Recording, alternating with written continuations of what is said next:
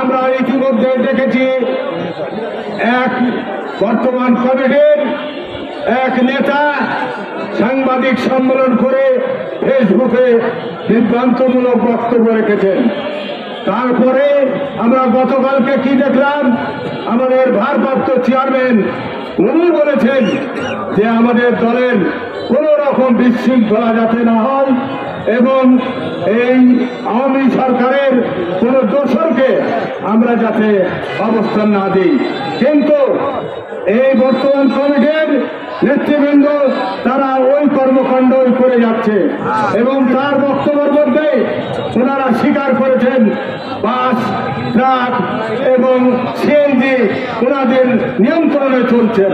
তার মানে কি তারেক রহমানের নেতৃত্ব এবং তারেক রহমানের বক্তব্য ওনারা ভাইলেট করে এই দখলদারি কর্মকাণ্ড চালিয়ে যাচ্ছে।